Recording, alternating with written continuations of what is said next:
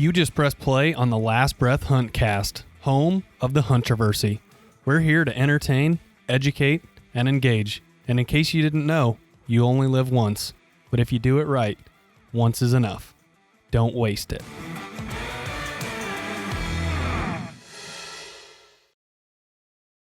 All right, everybody. Well, welcome to episode number 53, the most awkward podcast we've ever started, with popping a claw. There's no laws when you pop claws, dude.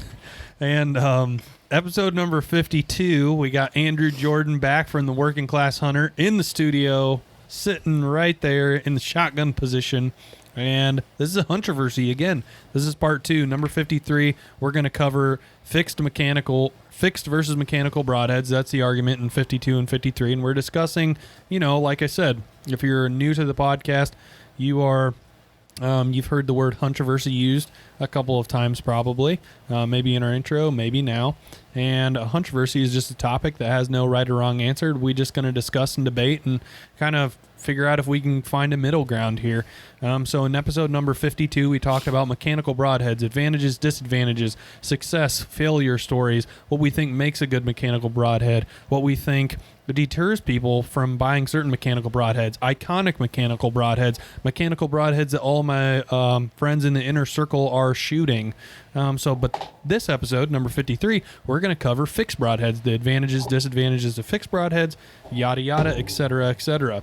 And we're going to go ahead and start this off by letting Andrew, in case you guys missed episode number 52, introduce himself really quick. So, Andrew, everybody knows your name's Andrew now, but how old are you? Where do you live? And tell us about the Working Class Hunter. Like you said, my name is Andrew Jordan. I'm from Elmwood, Illinois, and I'm 24 years old. And you can find Working Class Hunter on Instagram and Facebook. Yep. And basically, all they're trying to put out is that we're just we work. We're not like no professionals by all means. We're just trying to make it work and show like what hunting is, and that's basically what it all comes down to. Is we're working, like we're blue collar. That's all it is. Yep. Which I think is cool because 99.9% of the people that hunt are people that are pulling 35, 40, 50, 60, 70, 80 sometimes hours a week. And I think the hunting industry has kind of lost sight of that, right? I'm personally I love the show Hunt Masters. I enjoy the quality that Greg Ritz puts out behind his product. But not everybody can afford a 1,500 acre farm in Missouri, right? That's not realistic for lots of people. So I like the angle of your show, and I like the angle that it plays, and I appreciate the view and the open sincerity and honesty behind the fact that lots of guys are weekend warriors. Yep. I feel like weekend warriors. Hell yeah, we are. Too. I got 3 personal days a year. I'm gonna fake sick a couple times, but that's all I got, man. And I work for a family business, so sick days for me is not gonna happen. Same. Yeah. And I think that's a cool angle that you guys are working with. And by the way, these guys, the Working Class Hunter, that is, Andrew was flipping through his book. He keeps a scrapbook of all the big trail camera deer he has in the past and all the big deer that they kill at the Working Class Hunter. And I'm not just saying it to say it. I think big deer, when somebody's like big deer, I think of a big mainframe 10, big mainframe 8, but there's a couple deer that they've killed that are monsters. What do we mean by monsters? I mean deer with 160, 170 inch frames with a shitloads of junk, and they've killed some monster deer that are in that envelope. So it's it's really cool to see all the quality deer, because I feel like when somebody says they have an online show these days, that could mean a lot of different things. But you guys dropped some freaking hammers last year, the year before that, and I think it's pretty cool. Yep, those are just deer, and then my general area, they have potential to be walk in front of me maybe, or one of the Cody or Miles, the one of us that hunt, we were filming or hunting together, or any of my buddies back home. Those deer had the potential to walk in front of them, and they had the potential to harvest them. Yeah. So over the years, that's why I kept the scrapbook, because I like to see that, remember this year, and look back and go, look at that hammer. Yep. One of them things. It's cool to look back in 5, 10, 15 years, and you're I remember exactly where this trail camera picture was, or I remember exactly how this story was told to me, or how this hunt went down, or whatever. So that's neat. Yeah, Yep. absolutely. So before we get in and going on our topic today, which again is the fixed side of the argument, in episode number 52, we talked about mechanical. Episode 53, which is this one, we're talking about fixed broadheads and how they're, sometimes have their benefits, sometimes have their downfalls. We want to remind you guys that the Last Breath Huntcast, this one that you're listening to right now, is brought to you by Last Breath Media. So if you would like to do us a solid, go check us out on Carbon TV and YouTube. Again, we're recording this podcast cluster in the same day, but I just wanted to reiterate because it's fresh on my mind right now. Thank you to everybody in the inner circle. Thanks to all my Facebook friends, all Jesse, Matt, Garrett, everybody's Facebook friends that reached out and voted for us on the Carbon Awards. So the winners are going to be announced Monday, which would be when this episode airs. It will be last Monday. So hopefully we pulled through. It's been an honor to be nominated for 3 of those awards, and to take the cake on one of them out of 3 would be a huge bonus for us. So thank you guys. If you went and did that, we owe you one. Thank you very much, and we so appreciate that. But in terms of YouTube, we got a new release coming every Wednesday. So this year, Jesse, when we killed deer, our whitetails, every Wednesday, people are going to be able to see the story behind that. When Garrett, Jeff, and Chris go elk hunting, people are going to be able to see that as it happens live. Everything happening live every Wednesday on the Last Breath TV YouTube channel. Throwback Thursday, we've saved $8 over 165 getting killed on our Throwback Thursday, so those are all going to be ripping during the season. And then we've got a really big series that we're going to be pushing out with Moultrie, which is going to be awesome. We're going to dive down and show hundreds and thousands of trail camera pictures and videos of the deer. There's 13 deer that we've had extensive trail camera history with over the last couple of years that we're going to drill down on and show how having that trail camera data ended up leading to us being able to harvest a deer. So that's going to be an awesome series. And our regular episodes. So if you're in the inner circle, you watched our launch party yesterday, Friday, July 31st, and you saw all of our episodes. Well, 4 episodes, but we have 5 more that we're going to be able to show you guys throughout the season. So we're excited for you guys to see those. But without further ado, let's go ahead and get going on this topic, which is fixed broadheads, right? So we talked about mechanicals, and they've got their benefits. Bigger hole oftentimes means slightly quicker recovery, right? But bigger hole means that it could get hung up on stuff, and that's where we kind of arrived at the end of last episode. You've got a lot of forgiveness with the mechanical broadhead and being able to hit a deer in a soft spot, but when it comes to the shoulder, lots of mechanicals struggle at times to penetrate, and we're not talking the shoulder blade, we're talking about the shoulder bone itself. So we're going to talk about fixed broadheads now, and our first topic is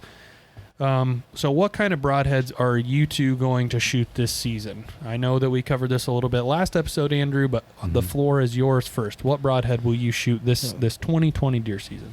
As in fixed?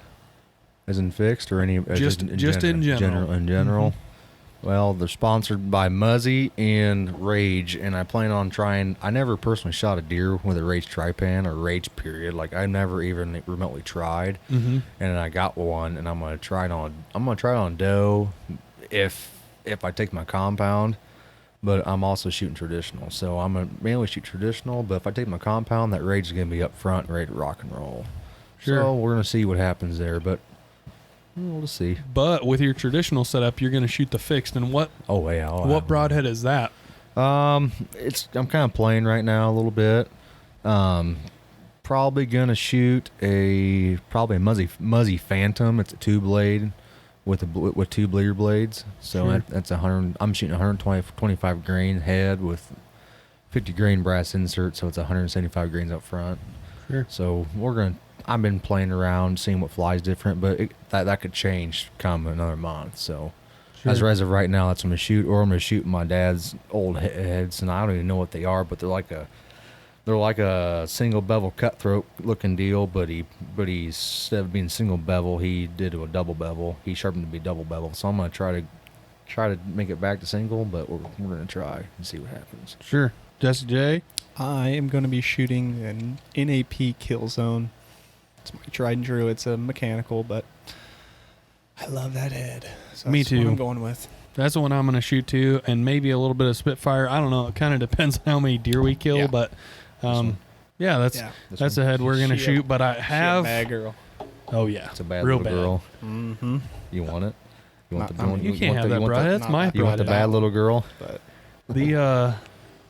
The cornerstone of this episode, though, is talking about fixed broadheads. So I myself have killed. I was thinking about it the other day as we went through this. I've killed 2 deer with fixed broadheads. Jesse, have you killed any deer with fixed broadheads? when I first started hunting, I did. I don't know how many I killed, and I don't even know what the broadhead was, but I do know it was fixed. But Sure. it's been a long time since I have. Was it a 3-blade? Like a 3-blade? Yeah, but Was I've it a Thunderhead? Tried and true? No, I don't. I honestly don't know what it was. Some off-brand deal because I was, Oh, Yeah. 15, young. 16, Walmart and special. no money. Yeah, Allen. Farm Yeah. King might have been an Allen. Right. But yeah, I haven't shot on a fixed blade in a long time. Killed some turkeys with some fixed blades, but been mechanical for quite some time. Sure. What about you, Andrew? How many deer do you think over the course of your life you've tagged with a fixed blade broadhead? I haven't shot a deer with my bow in 3 years, and I didn't really get into bow hunting hard and heavy until I was about sophomore or junior in high school.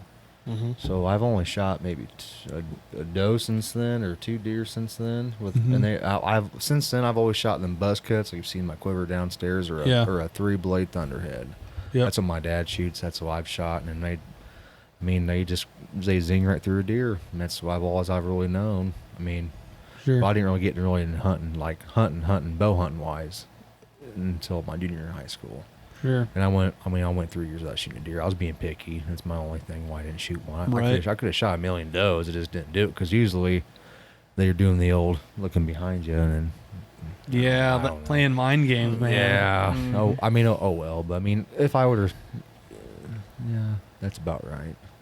Okay. that's about So, for the next part, I guess, we're going to break down an iconic fixed blade broadhead. So, when you guys think, okay, I'm going to change from mechanical to fixed, or I just want a really reputable, like, fixed blade broadhead, what broadhead do you guys think of? Jesse? right. Ooh. Thunderhead by NAP, not just because we're sponsored by them, because they seem to be a solid head, and it seems like if you go on a fixed blade forum or a bow hunting forum and Yep. people are asking about fixed blades, everybody says either Thunderhead or Muzzy.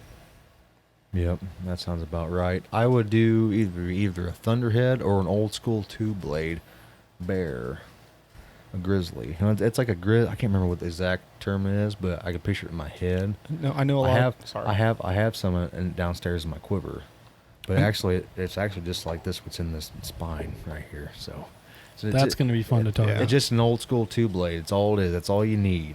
Cut on contact. I know a lot of let her people have been rip. talking about those Let her rip. slick tricks. Yep, slick trick, Yeah. single bevel. Yeah, they're. I've heard a lot of good things about those fixed blades. Sure. The Inner Circle, the people that I took a poll about 10 days ago in our Last Breath Inner Circle, which is our Facebook group. If you're not a part of it, you should be.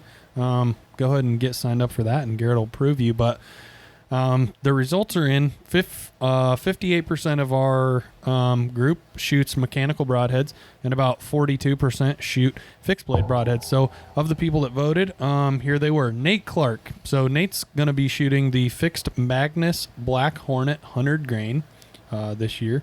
Darren Meyer is going to be shooting the fixed Muzzy MX4. Jan Segato is going to be shooting the Dirt Nap Gear DRTs, another really cool Two-blader. Yeah, 2-blade fixed. Aaron Metz is going to be shooting the fixed NAP Thunderhead 125 grain. And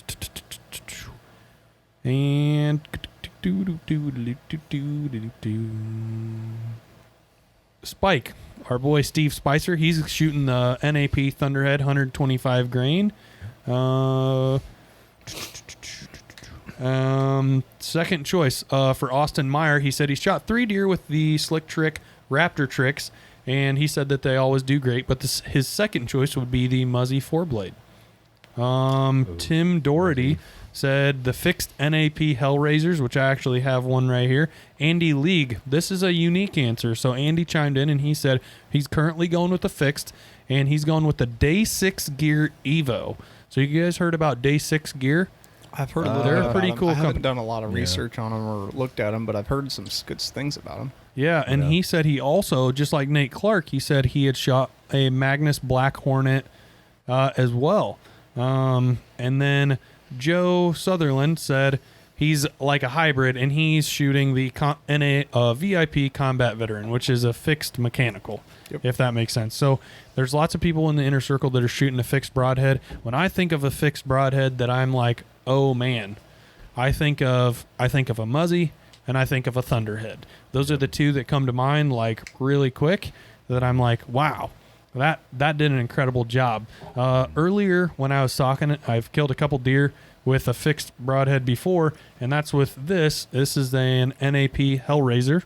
So if you guys are watching the video version of our podcast, here's what it looks like. It's just kind of like a G5 Montech, like a Yep. It's very almost identical. Looks Yeah. just like it, just a little bit bigger. Yep. A little bit bigger. So there it is. And that's the broadhead that I've had success with in terms of the fixed broadheads. But what about you guys? We brought up NAP Thunderheads, the Muzzy. Magnus has been around for a long time, and they've been Yeah. cranking out fixed blades for a long time. Dirt Nap gear, Nap. DRTs. Those heads look mean. Real When I mean. look, yeah, The chisel point ones yeah. When I Yeah. look at those, I'm just like, damn, look mean. that looks like a mean broadhead to me. Like I would be totally Iron will, iron will Oh, yeah, I've broadheads. heard some Yeah, good things. Yep. cutthroats, like you said. Yeah, cutthroats. Cutthroats they're pretty gnarly. And realistically, most of the modern like broadhead manufacturers are making a fixed blade. We Oh, just yeah. probably don't Yeah, know the name of all of them. exactly. We're just talking about the iconic ones that like come up when we are thinking about it. So what are some things on our next topic here down the line that would deter you guys from choosing or picking to shoot a fixed broadhead in general? I know my answer, but Andrew, if you want to kick this off, what would kind of scare you away from shooting a fixed broadhead? When I look at a broadhead, I want to know like the structural integrity of it. Obviously you can't open a package and I'll fondle it, but like I'll look at reviews, look at pictures of wound channels, and I'll just mainly see what the scully buzz is all about this head, and if I've seen anything bad, like bending heads, breaking blades, because sometimes you can have interchangeable blades. You can have, just kind of depends what you Yeah. have, but I want to know like structural integrity, wound channel, size of cut, how sharp. Can you resharpen the heads, or do you have to get replacement That's a big one. blades? Yeah, it is. Yeah, it's a big one. And after, can I reuse the head after I shoot it? Mm-hmm. Just that's basically the gist of it. If I like a head, I'm usually gonna go with it. I'm gonna try it because I shoot my bow setups. I can pre-shoot any head I want to, and I can kill stuff with it. But I want to pick the best head, review wise, picture wise, that I think that would be for me. Sure, Jesse J. What's going to deter me? Yeah, what's gonna scare you away from shooting like a particular fixed blade head? I've heard some things from certain manufacturers that people are having trouble with, like flight, and I know like it could change from year to year or certain. By now they could have worked it out, but like I know Muzzy for a long time had trouble, like you couldn't shoot them past 30 yards, and after that they'd start like corkscrewing and like going all over the place. So like flight, and then just size of wound channel. Like for the most part, we hunt whitetail deer, and if you shoot I know you talked about this last podcast because I was in here for a little bit of it. But if you shoot a 70-pound draw and you have a good amount of weight on an arrow, like if you're shooting a 2-inch mechanical, like most of the time you're still going to get a pass through if you have, if you're behind that shoulder. And so obviously the bigger wound channel, more trauma, more blood. Yep. And the smaller just, I don't know, just kind of deters me away from it because of course you want that more blood, more Massive trauma. wound channel, right? Yeah. Other than that, I don't really have anything against them. Sure. I think the thing that deters me away a little bit from certain brands of fixed broadheads, rather, are those like replaceable, like build it yourself ferrules. And I know that Muzzy for a long time had those like 4-blade replaceable, with like the little, I would say a crimp down one blade, and you could like load all 4 of them up and then screw the head on, like the bone splitting tip. And I that bugs me a little bit, just because you got to assemble it, which means there's a little bit of human error involved. Sure. Saying that, okay, not all these are going to be the exact same, and that's not like a stab at Muzzy. That's just like me talking off the cuff. That I would be a little bit worried about that, but I think what you said, Andrew, about the sharpenability of the blades, that would be another factor. That's an extra step beyond what a mechanical is, because of a mechanical broadhead, like if the blade breaks or bends, you take most likely out a replacement blade, right? You put that thing back in there and you're good to go. With where a fixed, if there's structural problems with the fixed, it's kind of like, that's it. Okay, that's it. Maybe one let's piece. throw this away, because it's one piece at that point, right? But I do think that fixed blades, there's some of them that are just sharp and they penetrate. Yep. Yes. Big time. Yep. And that's the big benefit that I see of a fixed blade.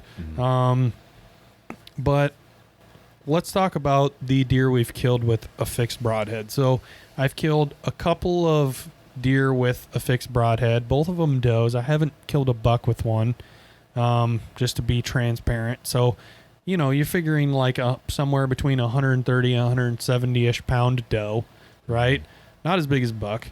But one of them, I think the one that comes to mind the soonest was the one that I killed like 5 years ago with the Hellraiser, and I shot her. It was about a 32-yard shot, so it's not real close, not super far, at least for a whitetail distance. I know that if there's a Western guy hunting, he's like 32, fuck you, man. That's a chip shot, right?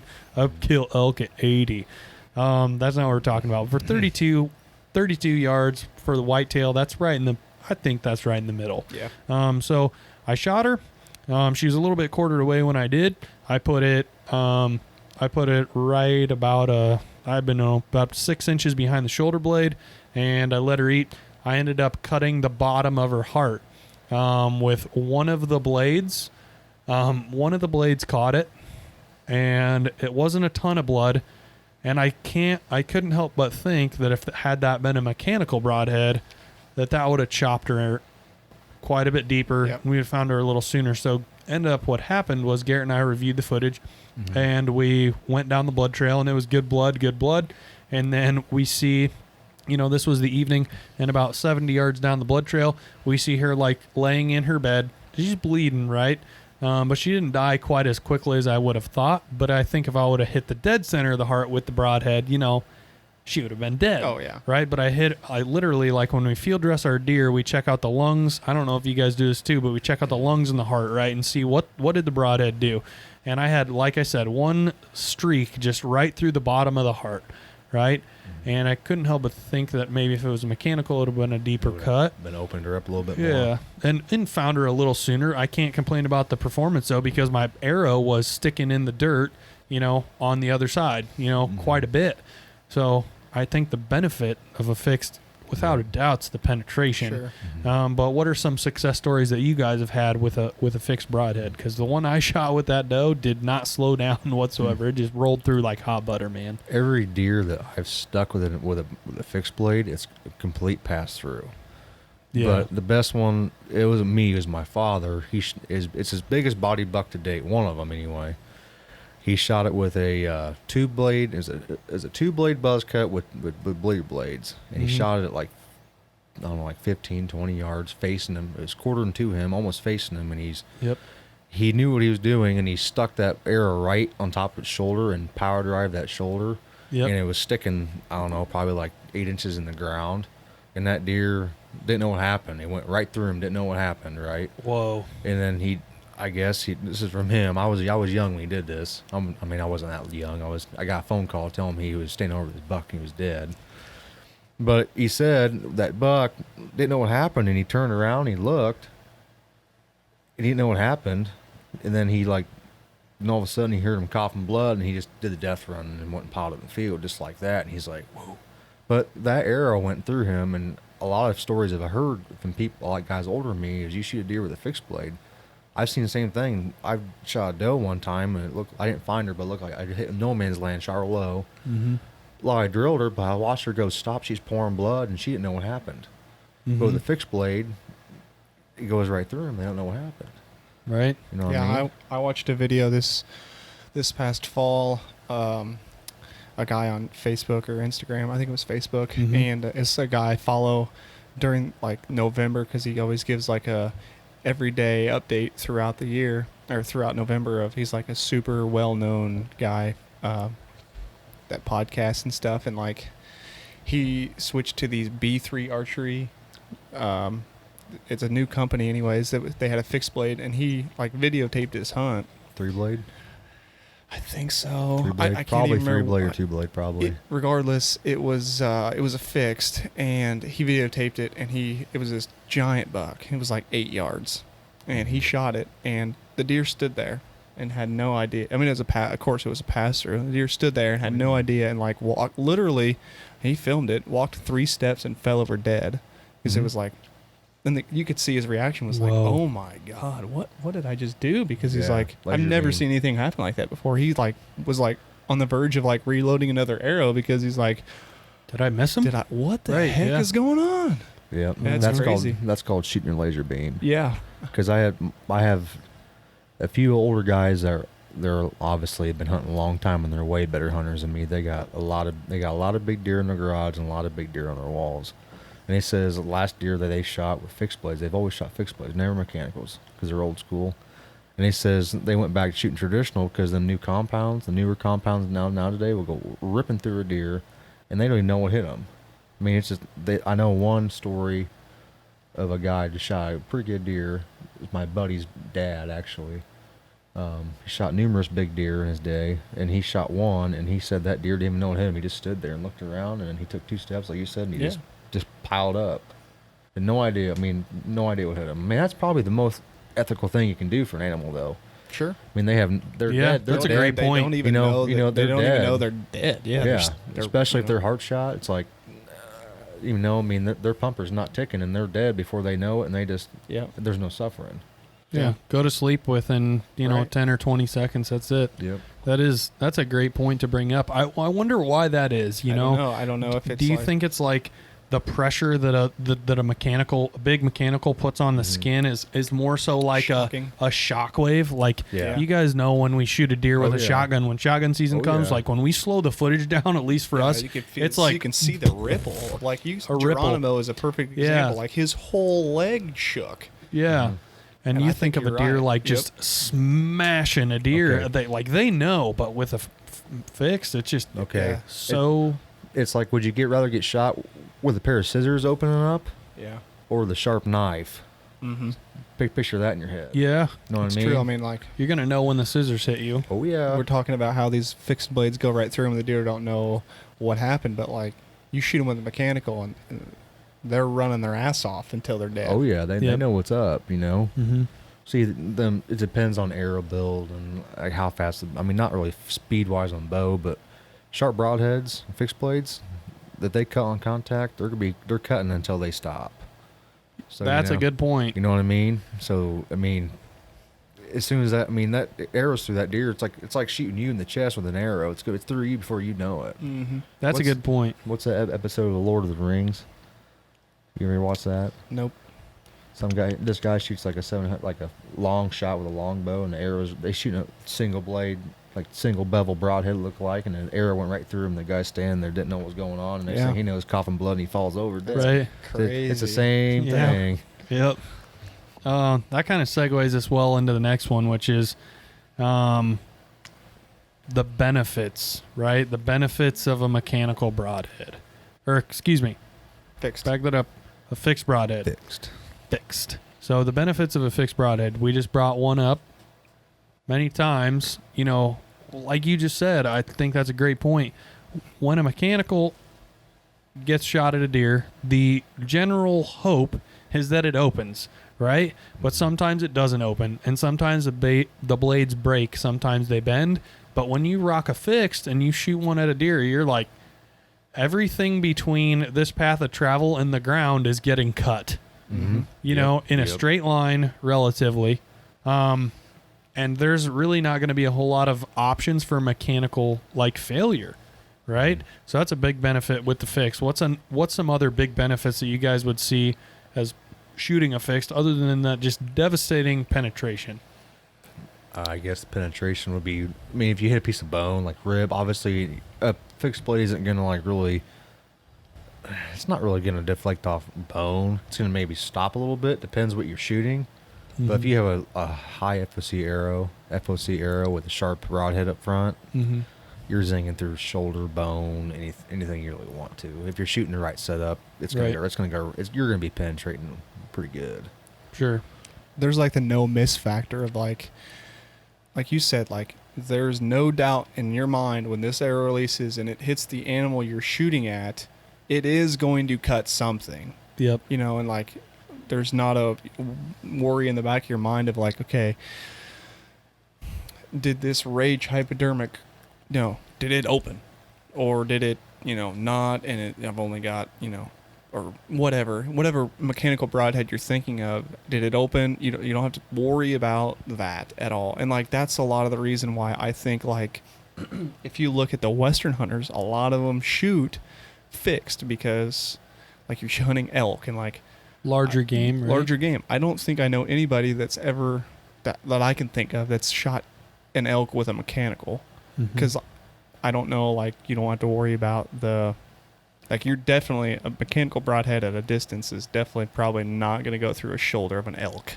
Probably not. But like a bear, and it's another example. Like I shot my bear with a mechanical, but like I know a lot of people that shoot them with fixed because of the fur and all that. So there's a lot of extra thing going on. Yeah. So pigs is the same way. Pigs is a big deal because they have that great big shoulder that covers the majority of their vitals. You got to go through that shoulder. Yep. Yeah. So the benefits of fixed, I think that's got to be it, right? It's the penetration factor. Yep. It is that this thing is not going to fail. No, there's no as long fail. as I'm tuning it with my bow. This is a foolproof system. As long as you can make as long as you put the arrow where it needs to be. Puts the arrow where it needs to be. It's going to kill. Yeah, and it's not going to fail on you. Sure. There's no risk of that. And like I said, corkscrewing, you brought that up a few minutes ago, and I think that brings us in our next point, which is some of the downsides of mechanical. So, some of the downsides of mechanical? Downsides of fixed. What do you guys see as the biggest downfall of a fixed blade broadhead? Jesse, you want to take that one first? I think it's the fact that like a lot of people have to tune their bow to the broadhead, and like I agree. Don't want to do that. And like you shouldn't have to do that. If you have a solid, broadhead that you paid good money for and you trust, you should be able to take your field points off and screw your broadhead on and be able to hunt that. Worry free. Yeah, don't have to tune. You shouldn't have to tune your broadhead to your arrow.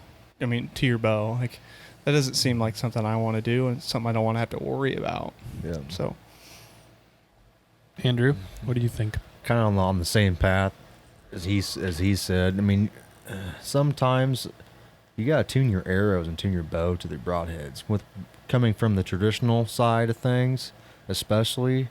Because sometimes you'll have like the corkscrew effect. Yep. And you gotta twist your nock. You gotta change your arrow spine up to what you're shooting. And if the blades have fins in them, if the blades are solid, it just kind of depends on what you're shooting. But sometimes they fly good. Sometimes they don't fly good. But that's the main thing is if the flight thing isn't the only thing I can really see wrong. Because you really have to, like what he said, I'm on board with him. You have to tune your bow sometimes to your heads. And that can be, some people that are just getting into hunting, that's kind of a big task, right? Yeah, it's a task, especially don't know what you're doing. Like, coming from the traditional side of things, I mean, I'm constantly playing with arrows. Like, I'm still playing with my setups. I don't have anything locked in. What I used last year was all right. But this year I want to be shooting dart. I mean, I want to be shooting darts, like stacking arrows in within like a $half size grouping at like 25 yards. Yep. But with I noticed you won't be able to see that with like a compound sale unless you get past 40 yards. Maybe it also depends how big your head how big a cutting diameter head you're shooting to. Yeah, how much wind it's catching, what kind of spin it's putting on your arrow. Yep. So that's basically the gist of what, same thing as he said, the flight. Yeah, for me the biggest benefit of a fixed is the foolproof factor. I know it's going to hit. If it hits where it's supposed to be, I believe that it will penetrate better than a mechanical broadhead 100% all day long, right? However, the big downfall is, I think, I read this quote. It was a couple months ago. I was in the barbershop and I was getting ready for a haircut. And the quote said, let's not judge broadheads on what happens when you make a perfect shot. Because like we brought up last episode with Garrett, Andrew, he said, realistically, you could be lethal with a field point technically. Now, what I just said is, I did not just say go shoot deer with field points. That's not what I said. What I'm saying is making a point that accuracy kills, shot placement kills, the equipment is in the back seat to that. Now, the quote that I saw was, let's not judge a broadhead by what happens when it's a perfect shot, but let's rather judge it by what happens when it's not a perfect shot. And I think that's a pretty cool quote. So whereas a mechanical, or a fixed rather, if you drill a deer in the heart with a fixed or mechanical, it's going to die. Yeah. Or a double lung shot with either or, it's going to die. It may even die quicker with a mechanical than it does with a fixed, just because it's going to open up a bigger hole. It's going to create a larger wound channel, right? More blood's going to flow out of that. But let's say that you pull an arrow, right? Because that shit happens and not everybody's perfect. And let's say you yank one back into the liver. I feel like the difference in shooting a mechanical versus a fixed at that point is you're coring a hole with a fixed that's not quite as big versus a big gash like a slit. You have with more a of mechanical. a chance of, with a mechanical, you have more of a chance of, like, if you do hit that liver, like, you have more chance of maybe cutting something else, instead of you shoot one straight in the liver with a field point, like, the chances of cutting anything else is slim to none. You're going to be waiting about 13 to 20 hours for it to die, Right, and I feel like the forgivingness of a mechanical when you hit a soft spot is greater than a field point, and of course whitetail hunting is like a true game of inches, right? Like everybody's stacked an arrow on the heart before. Like most people that bow hunted for 5, 10, 15, 20, 30, their whole life, years, have just smoked a deer in the heart, right? But also, you guys have probably shot a deer maybe that's right on the edge of the lungs when you look and you see where you shot it, or right, and you just clipped the heart, right? Mm-hmm. And when you're talking about that game of inches, at that point, I'm kind of thinking, okay, maybe I do want that mechanical broadhead to give me that little bit extra amount of forgivingness that the fixed didn't give me. Mm-hmm. But at that point, you are not so forgiving, and where I feel like the edge goes to the fixed blade broadhead is when you're flirting with that shoulder, man. Because when you're lobbing hatchets, i.e. mechanical broadheads at the shoulder, I feel like sometimes shit gets hung up in there. Yep, a lot of movement going on. Lots of movement, and there's so much muscle right there. Garrett and I were talking about that a few months back, and he's like, feel my shoulder. And so I felt his shoulder. And like, if you guys don't tense up right now and you feel your shoulder and feel how it's like spongy, that's a lot different than if you're like, now feel my shoulder, and you're like, and you're tensed up. Now all of a sudden that broadhead, and that's what you're shooting at, right? When a deer's like, I hear the string and tenses up and gets ready to rock and roll, like a deer hears that. And if they tense up, that's another thing. That's another factor that something could get hung up in. So the disadvantages of the fixed, I feel like, is the size of the hole and the tunability. Like it eggs me out a little bit. It weirds me out to be able to go, like, because just calling it how it is, I don't know if you guys feel the same way. Let's go on this tangent for just a second. I myself, like, I'm a hunter. I'm not like, the only reason I have a bow is so that I can hunt for a longer period of time. Like, I don't super geek out over archery. I like the equipment that I have, but I'm not a guy that's like, tinkerer. I go, I'm not a tinkerer. I just like knowing, like, I go and put in all this work that leads up to the season, and that's my work. And I've got this tool, which is my bow, and I want it to just work, without flaw. And as a person, like you said, like as a new archer, as a new hunter, going to the store, picking out your arrows, picking out your broadheads, I would much rather be like, I'm going to pick that arrow because of this reason, and I'm going to screw this mechanical broadhead onto it, and I know that it's going to fly like a field point. Whereas a fixed broadhead is like, but wait, now all of a sudden you have to pick potentially a certain type of arrow.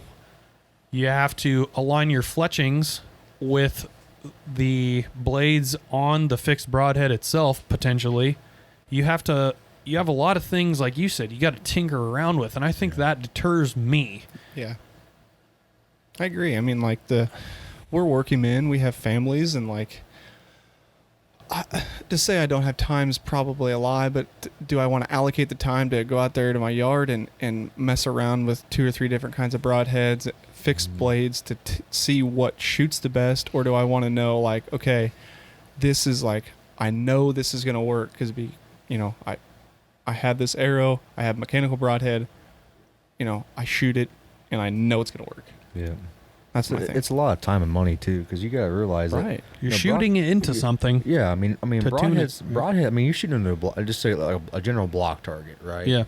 I mean, if it's rated for broadheads, but sometimes they're not. I mean, what if you shoot something and it doesn't work, you don't like it? Well, you're out so many dollars, and you have to go try this thing and go try it out. What's the average broadhead package cost? Say $40 bucks, $39.99 more?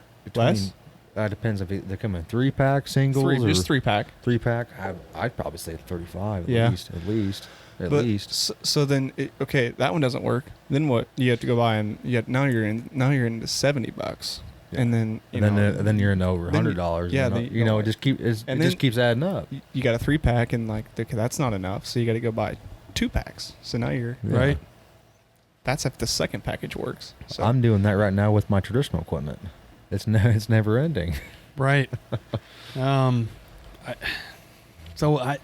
feel like, where do we sit on the argument, right? Like, what is a superior broadhead? I feel like it's totally in the eye of the beholder.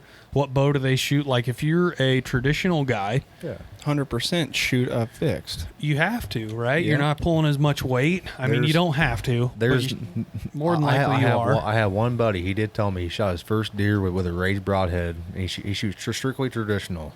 Jesus. And did he get a pass through? No, I'm pretty sure he'll probably call me out on it if I'm wrong. But I'm pretty sure he told me he killed the deer as a doe, first deer ever with traditional equipment. Mm-hmm. I'm pretty sure he killed it. But I'm like, how far'd you go in? I can't remember exactly because he told me this one night when we were doing stuff. Booze might have been involved. Right. So I don't know if I can remember it or not. But I'm pretty sure he says it killed it, but fixed blades all the way. Yeah. He might have lost it. I'm not too sure, but I know he told me he shot a deer with a mechanical. I have a traditional equipment. Sure. And it did have enough ass to go inside of it. So you have to shoot a cut-on contact broadhead for that kind of instance, though. Sure. And then even within compound bows, right? Like when we, like our group of people, like the three of us have lots of things in common right now. We're all shooting 70 pounds or more. Mm-hmm. We're all shooting a bow with an extreme amount of kinetic energy. We're all fairly long draw shooters.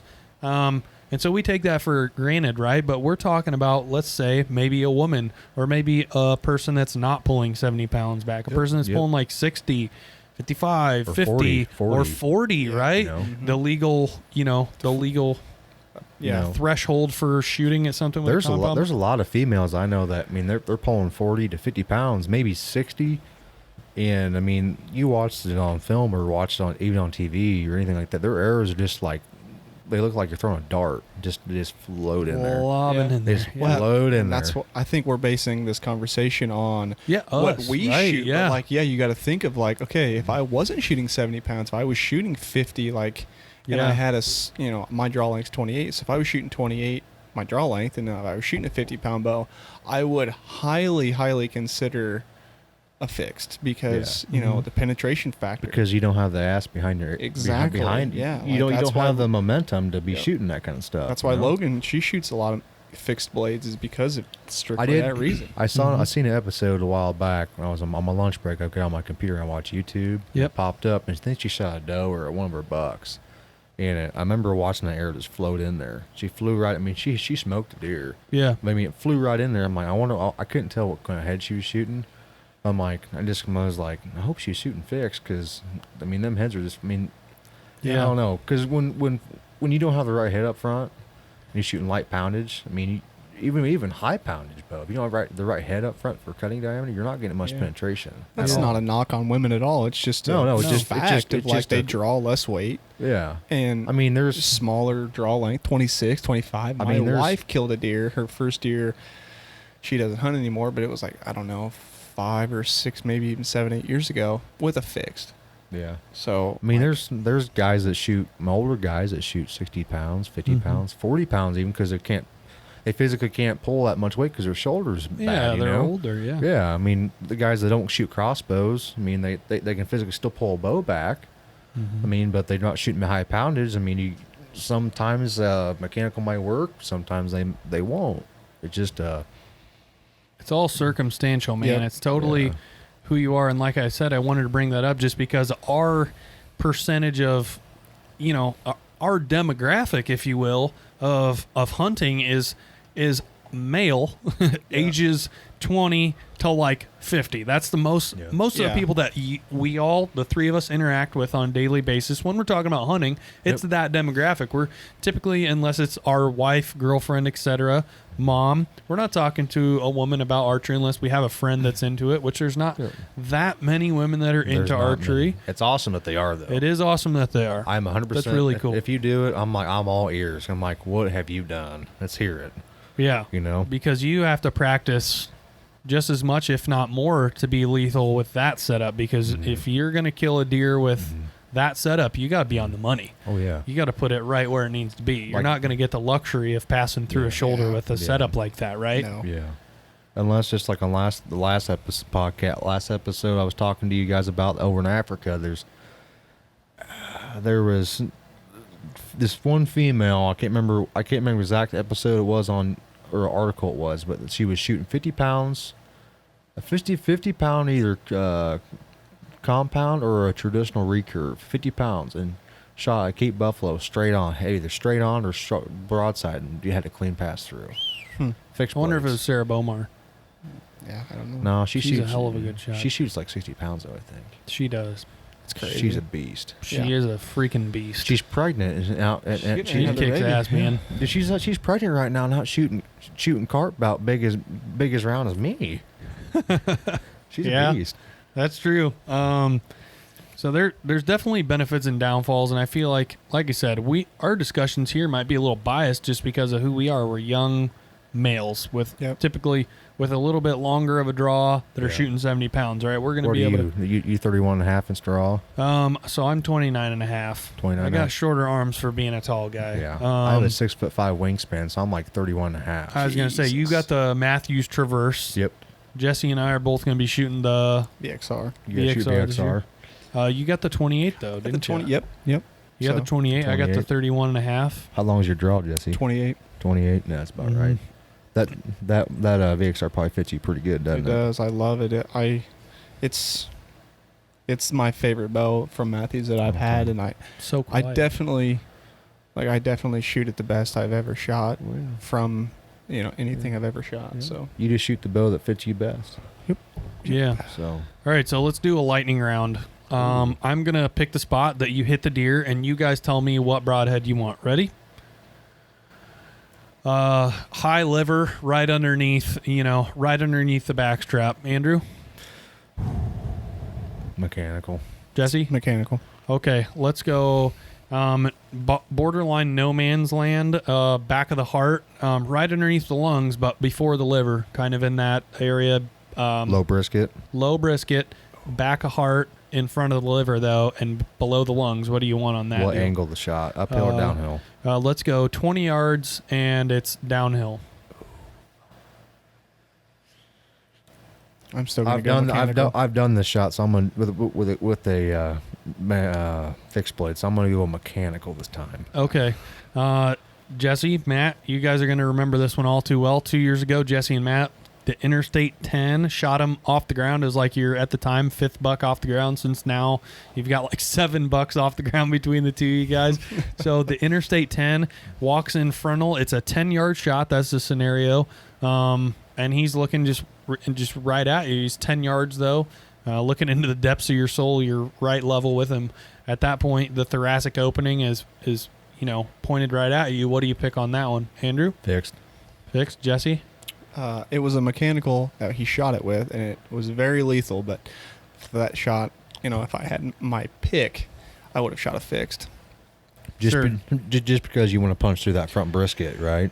Right. Yeah. I mean, the deer didn't run 60 yards because he was a good shot. He shot it, tucked it between the neck and the shoulder, and just hit that soft spot and hit right in the heart. But yeah, for that penetration, he didn't get much. I think he got like maybe 10 inches, which is enough. Which was plenty of time. Right? Yeah, but if I would have obviously, if you were shooting a high FOC arrow, fixed blade, I guarantee the arrow would have been buried in his back quarters. Yeah, exactly, and that's what I mean. You know what I mean? Yeah, it would have been a messy gut job. Right. But it would have been very lethal. It would have been a bad deal. You think you would have found him any quicker though with a fixed? I don't think we would have found him any quicker because we watched him die. He went 60 yards and fell over. I don't think a fixed blade would have made him die any faster, or he would have ran any further with a fixed blade. I just think for the penetration factor that we got versus the penetration factor that we could have had, the fixed would have far succeeded what the mechanical did. Sure. Okay. Last one before you jump on to the Would You Rathers. And chime in if you're on the inner circle and you're listening to this podcast. And because I called out, all the people that took the time to vote on the inner circle and tell me what broadhead you're shooting, thank you for doing that. But what do you guys think? Why is it that you shoot a fixed? Was it that you had a poor experience with the mechanical? Why is it that you shoot mechanical? Is it that you had a poor experience with the fixed? So what is the reason that you're shooting that particular broadhead? Tell me. I'd love to hear about that and discuss it with you. So let me know. Last scenario, every archer at some point, a bow hunter is going to experience when a deer comes in, right? Let's say you rattle and he's coming in right at you, and you end up getting that fairly steeply quartered away. So he's not frontal, he's not broadside, but he's at a 45-degree angle between being perfectly broadside and frontal, right? So it's that stereotypical quartered 2 shot. And you're going to tuck it mid-body right behind the shoulder. Let's say that the deer ducks, right? He gets a little lower. So let's say that he drops by 4 inches based on the time that you release your arrow to when it hits him. What broadhead are you choosing at this point, Jesse? And let's say the deer is at 25 yards. It's a fairly average distance for a shot on a whitetail. Hypothetically, if I could change my broadhead in the moment, I would shoot a fixed, because just the air of the hunter's air of okay, if I'm not dead on when he's quartering to me, I could clip a shoulder, and of course fixed is going to penetrate more. I don't have to worry about it, so I would shoot a fixed in the moment. Sure. Yeah. Andrew, what would you shoot? My last buck I shot with my bow, kill, was about 4 years ago, because I went 3 years without shooting a deer with my bow, and that was the same shot I had with mine, same exact shot, and I had good results with the mechanical. I was shooting a 2-blade Schwacker, the green, the original. Yep. Mm-hmm. It was devastating. But if he didn't drop, he stood there. But if he dropped, probably fixed, because you have a slight inclination of hitting that shoulder. Yeah, shoulder, spine, high shoulder. Yeah. A spine shot. Probably fixed. Probably fixed. Sure. Okay. Would you guys rather shoot a mule deer, so something a little bit larger than a whitetail, right? About 10-15% bigger than a whitetail, typically, Would you rather shoot a mule deer with a fixed broadhead? And let's say that your fixed broadheads are perfectly tuned, right? They hit great. It's a 50-yard shot. Would you rather take one with a fixed or mechanical broadhead? I'm not telling you where you hit the deer. I'm just saying hunter error comes into play. You're at 50 yards, mule deer, somewhere out west. Are we shooting out in the plains, or are we shooting up in the mountains where there's a bunch of trees in the way? And let's say we're on the plains. Like Nebraska? Yeah, Nebraska. Sandhills. Or North Dakota? Sure. Out in the open. You can watch them.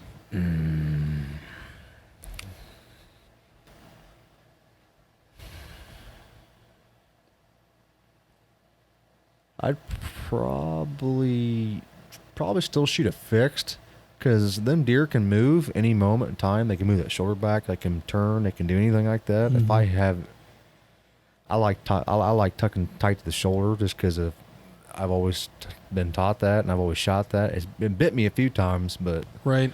But I would probably shoot a fixed, kind of a bigger cut fixed blade that's perfectly tuned to my bow. Just because if something happens, nothing can go wrong. I can still pile drive through bone.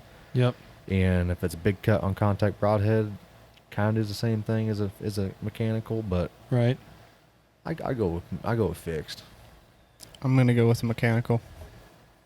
Why? I don't really know why.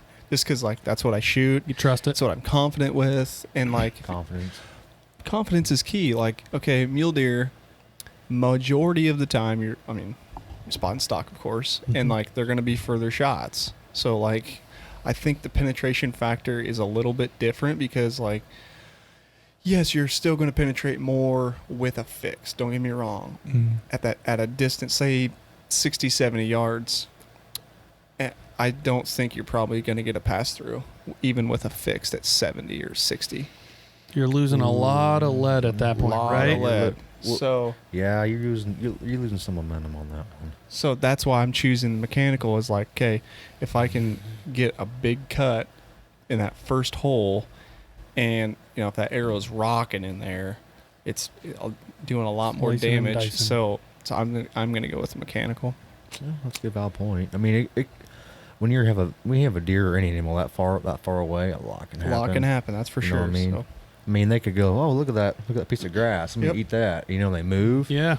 We've all been, not you. Right? We've been there out west. I've never been out west before. I want to so bad. Long shots, like your antelope. Yep. Like that was was that like 60? A lot happened. Even during the shot, when I took the shot, he was broadside, and then he kind of turned a little bit to step and open, to get out of dodge, because the group that he was in, the group of bucks that he was in, they knew something was up, right? And so that, at that particular shot, it was 77, and that's a lot of shit can happen in that amount of time. So I just got extremely lucky and was able to work out the way it did. But he just turned to walk away, and in that amount of time, that's a lot. There's a lot could happen. That's another controversy in and of itself, like the ethics of taking a shot that's long shots. Yeah, I would say 35 yards and over. There's a lot of opportunity for something to happen. Well, just unless you're Cameron Haynes and can take them long bombs confidently. Josh Bomar or anything. Even still, though, regardless of like your Levi's and your so much. Even if you put the arrow on the money, like, your John Dudleys and your Levi Morgans and your Cam Haynes and your Josh Bomars, like those four people come to mind when I think of like long archery. Long shots, like 100 yards, like just putting them in like a 6-inch circle. Like, man, that dude's a stud of a shot, but man. Or Aaron Snyder back when he shot compound and not traditional. Yeah. He told me he always talked about shooting animals 100 yards out west. I'm like, there's a lot to go wrong in 100 yards. Yeah. You got wind drift. The animal, like I said before, it could take like, oh, look at that piece of grass. Let me take a eat of that, and move like, if you move, that animal moves an inch, that's magnified. Oh, yeah. You know what I mean? So, yeah.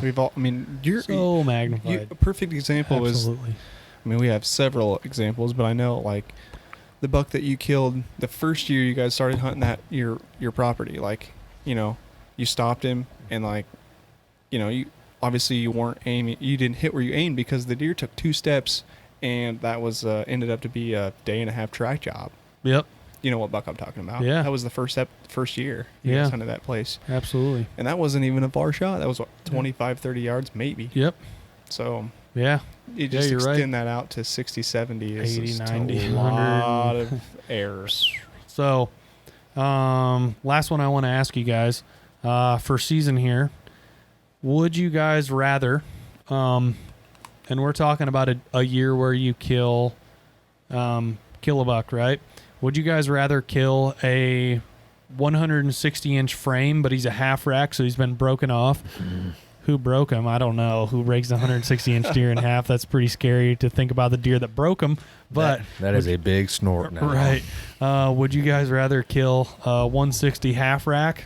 So scores, throw it out the window. I'm not a big fan of the scoring thing as well. No. If you listen to episode number whatever, I can't remember. I'm not either. One or two. I'm not either. I mean, if it's a big mature deer and he is a tank brute. I mean, whatever makes. I did that one. You can shoot 100, and let's say if we're doing a score thing, if you shoot a 140-inch deer or 30-inch deer and you're pumped, I'm all about it. Yep. All about it. My last buck I killed, bro, had 2 tines broke. Exactly. So would you guys rather kill the half rack deer, and let's say you have history with this deer, or would you rather kill a put together 140, like, your typical nice Illinois run of the mill, like nice 10-pointer, like 4-year-old 10, right? Would you rather kill the 4-year-old 10 you don't have any history with, or the half rack 160 that you know? What do you think, Jordan? If I'm in the right scenario to where I'm on the right farm, I know the neighbors are on the same page, and I can let that big one go and see what he turns into. Just because he's a half rack, I probably let him go. But if that like, let's say around me, I have I'm like mainly 8-pointers. So I have a 140-inch 8-pointer come in. That's a stud. I mean, he's not a stud 8, but he's a mature 8. Yeah. He's a good 8. Oh yeah, I'll shoot the 8 over the half rack any day. Sure. Does he? Same. I'd shoot the 140-inch 8 or whatever it is put together over the half rack. See if he makes another year, because odds are if you got history with him and he made it one year, he could maybe do it again, right? Yeah, exactly. I mean, if your neighbors are on the same page, Not I mean that's never the case by me, because everybody. I mean, around me, if you have a good deer in front of you, you shoot it.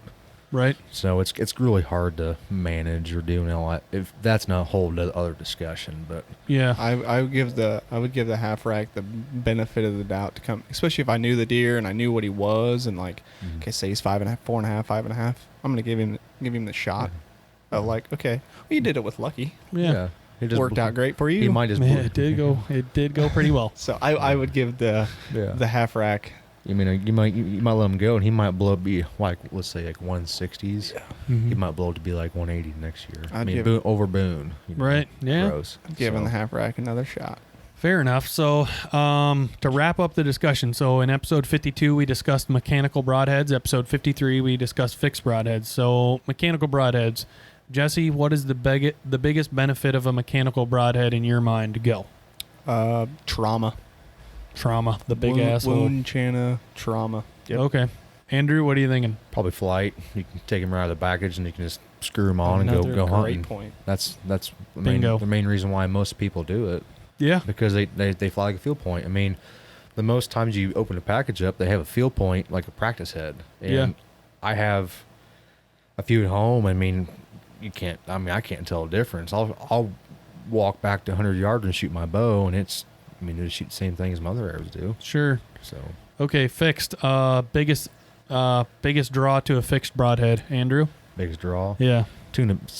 Depending on what you're shooting to, tunability. Tuning. So the ability to manipulate the flight. Yeah, flight. Like corkscrewing, like we talked about earlier. Okay. That's about it. Penetration. That's the biggest draw to it. Yeah, I would agree. So, yeah, big benefit for mechanical, ease of tuning, big wound channel. Benefit for fixed, penetration, man. Penetration and knowing that sucker is going to cut whatever it touches, right? And it's not going to be able to fail. So that's a good discussion on this. Tune in. Let us know in the comments, like what broadhead do you shoot? Why do you shoot it? And tell us why you're specifically on that side of the fence. So have you grappled with like shooting fixed or mechanical over the course of like your hunting career? Are you just getting into hunting and you picked this head for a particular reason? Tell us why.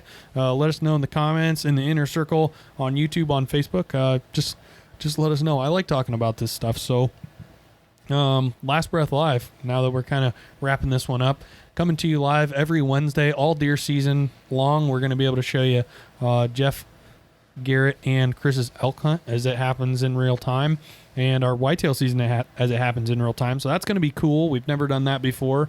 And Throwback Thursdays, those are going to be hitting our YouTube channel every single Thursday all year long in 2020. We've got a ton of bucks that we've been saving for that. Our new episodes, those are going to be airing soon, so keep an eye out for that. Our next couple episodes are going to be with Austin Meyer and Clark Cummings. They're going to come on and review the story of Austin's buck last year. He shot a slammer of a whitetail down where he lives, also an Illinois guy, and Clark is going to be with him, and we're going to discuss in the second half of that episode some early season whitetail tactics and what everybody's looking forward to season, because that is slowly but surely coming up, because today is August 1st, so we've got August and September, man, and we've got 8 weeks technically. So everybody get your food plots in the ground, get your stands hung, get your trail cameras out, and that's pretty much it. And your bow's tuned. Make sure your bow's tuned. Andrew, thank you for being a guest for episode 52 and 53. Yep. So anything you want to tell the folks before we jump off here? Just make sure your bow and everything's ready to rock, and make sure your broadheads are sharp and shoot straight, and good luck to you guys. All right, Jesse J. I don't have anything. Just go out there and have a good time, and don't take anything for granted, and don't waste it. Don't waste it. Well said, buddy.